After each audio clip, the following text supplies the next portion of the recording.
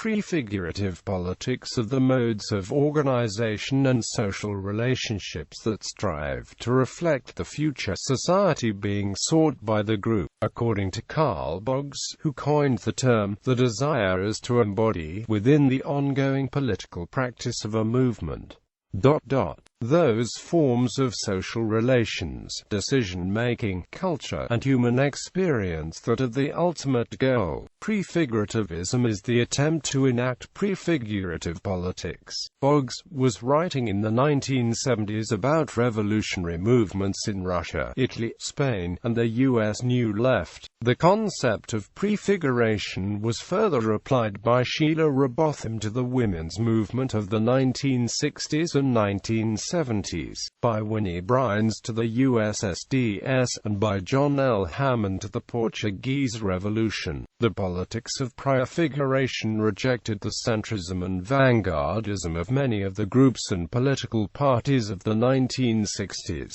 It is both a politics of creation and one of breaking with hierarchy. Brines wrote, "The term prefigurative politics may be recognized in counter-institutions, demonstrations and the attempt to embody personal and anti-hierarchical values in politics. Participatory democracy was central to prefigurative politics. The crux of prefigurative politics imposed substantial tasks, the central one being to create and sustain within the life practice of the movement, relationships and political forms that prefigured and embodied the desired society." Anarchists around the turn of the 20th century clearly embraced the principle that means used to achieve any end must be consistent with that end, though they apparently did not use the term prefiguration. For example, James Guillaume, a comrade of Mikhail Bakunin, wrote, "How could one want an equalitarian and free society to issue from authoritarian organization? It is impossible." The industrial workers of the world and various libertarian, socialist and anarchist groups refer to this as building a new world in the shell of the old. Quote, "If a group is aiming to eliminate class distinctions, prefigurative politics demands that there be no class distinctions within the group, nor should that group's actions reinforce classism.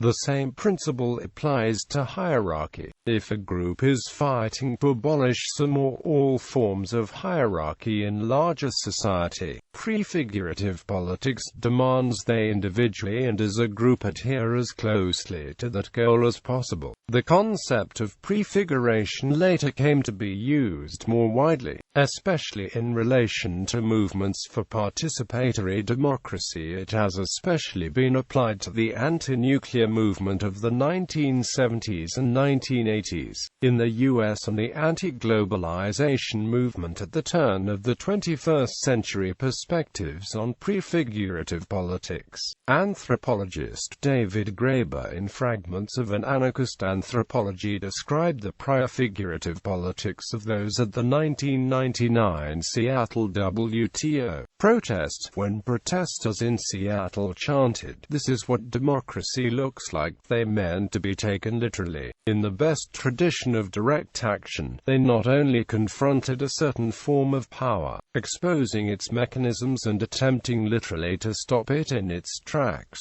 they did it in a way which demonstrated why the kind of social relations on which it is based were unnecessary. This is why all the condescending remarks about the movement being dominated by a bunch of dumb kids with no coherent ideology completely missed the mark. The diversity was a function of the decentralized form of organization, and this organization was the movement's ideology. Examples of prefigurative political programs. The Global Baha'i Faith Community strives to realize a model of society by developing its movement and administration which endeavor to embody several renowned social principles.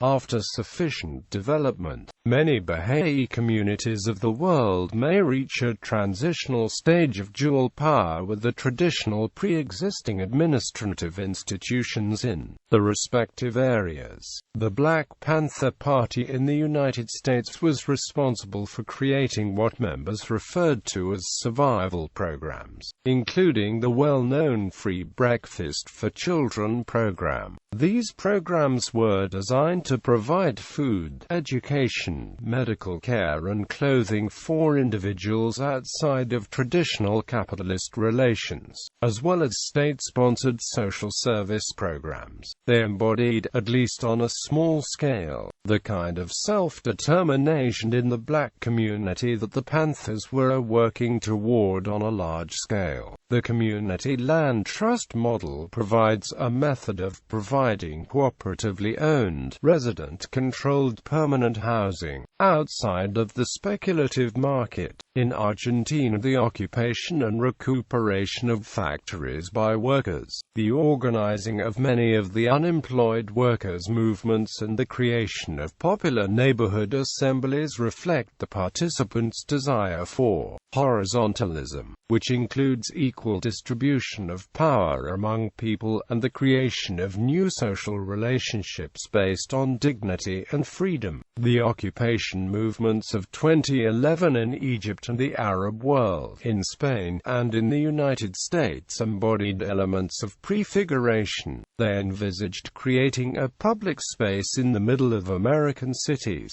for political dialogue and achieved some of the attributes of community in providing free food, libraries, medical care, and a place to sleep.